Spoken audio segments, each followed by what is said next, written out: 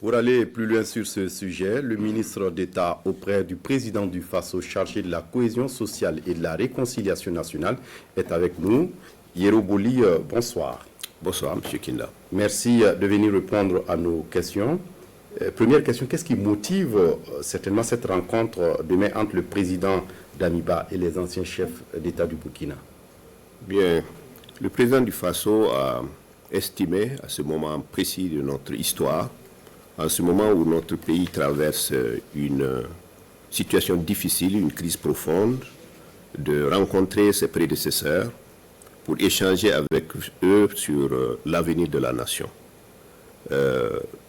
Cette rencontre s'inscrit certainement dans le souci de créer des dynamiques sociales favorables pour mieux mobiliser les forces autour de la question de la réconciliation nationale d'une part, et puis aussi autour de la question sécuritaire, qui est une question fondamentale aujourd'hui au Burkina.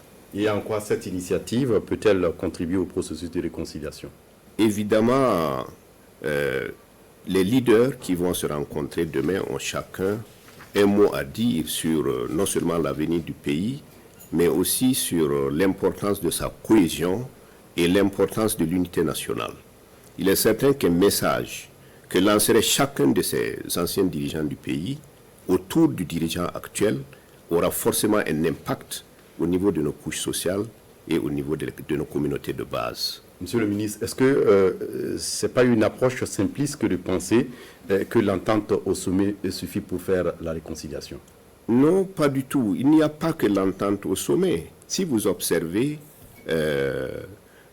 personnellement, j'ai eu à rencontrer cette semaine du reste les victimes de toutes les crises que nous avons connues pour leur parler de la volonté du gouvernement de la transition de commencer dans les prochaines semaines leur indemnisation. Bientôt, les évaluations qui avaient été faites par les instances compétentes vont être mises en œuvre et ces familles ou ces individus vont bénéficier de ce qui leur est dû sur la base de ces évaluations. Ensuite, nous avons engagé un processus pour encadrer le dialogue endogène que les communautés de base ont initié au niveau des villages et nous pensons que c'est là des initiatives qui pourraient faire en sorte que la cohésion sociale soit renforcée et que la réconciliation intracommunautaire et intercommunautaire soit une réalité dans nos villes et villages. Et avec ce retour de Blaise Compaoré, certains crient à l'impunité, surtout qu'il a été condamné dans le dossier Thomas Sankara. Est-ce que ce n'est pas une entorse à la justice? Non, ce n'est pas notre vision. Notre vision est de faire en sorte que cette rencontre au sommet entre les anciens chefs d'État, y compris le président Blaise Compaoré, s'inscrive dans une perspective d'examiner et d'apprécier des approches essentielles qui puissent aller vers la réconciliation dans notre pays. Et comment va se passer la rencontre de demain? Bon, je n'ai pas exactement le scénario, mais il s'agira d'une concertation simple, tout à fait ordinaire, entre le président d'Amiba et les anciens chefs d'État.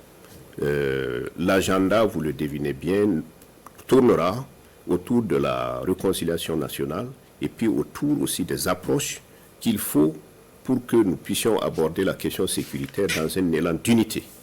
Il est certain que, comme on peut le constater à travers l'histoire des peuples, et en particulier l'histoire de notre pays, que toutes les fois que nous sommes devant une situation de péril, notre nation a su mobiliser ses forces et toutes ses valeurs pour se retrouver et faire en sorte d'unir ses fils pour faire face aux défis du moment. Les exemples existent. Il y a eu, si l'on doit jeter un coup d'œil en arrière, en 1947, c'est grâce à la mobilisation de toutes nos forces, quelles qu'elles soient, que notre pays a été remis dans ses frontières d'antan et que progressivement notre État a existé. Au cours de notre existence aussi, nous avons connu de nombreuses crises où il a fallu que nos forces sociales, nos forces politiques et nos valeurs traditionnelles soient mises en œuvre pour que ce pays retrouve sa force et son équilibre. Je pense qu'il faut comprendre tout ce qui est en cours aujourd'hui comme allant dans ce sens. Et quelle va être la suite certainement du processus après la rencontre de demain? Le processus, comme vous le savez, a été d'abord long et participatif. C'est un processus inclusif Et la suite sera une suite, j'allais dire, normale.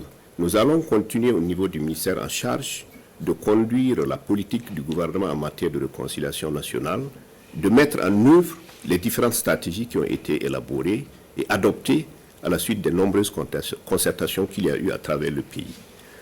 Nous allons aussi faire en sorte de tenir bientôt le forum de réconciliation nationale. C'est un forum dont il a été longuement question par le passé, vous le savez bien. Ce n'est pas un dossier qui est enterré. Nous allons faire en sorte de réunir toutes les forces vives de ce pays pour examiner les différentes stratégies et puis aussi pour évaluer les perspectives d'avenir qui vont faire en sorte que nous retrouvions la cohésion sociale et les valeurs ancestrales qui ont fait la force de ce pays, et aussi pour faire en sorte que le vivre ensemble soit une réalité dans le Burkina Faso profond et dans le Burkina Faso des villes. Il faut que le pacte du vivre ensemble qui a été rédigé et adopté puisse être mis en œuvre dans l'harmonie et la cohésion au niveau des composantes, quelles qu'elles soient, du Burkina Faso et de notre pays dans sa totalité.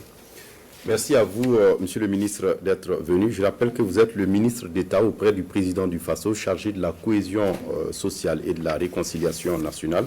Et vous étiez là pour nous parler de la rencontre entre le président de la transition demain avec les anciens chefs d'État du Burkina Faso. Merci d'être venu et vous restez avec nous pour la suite du journal.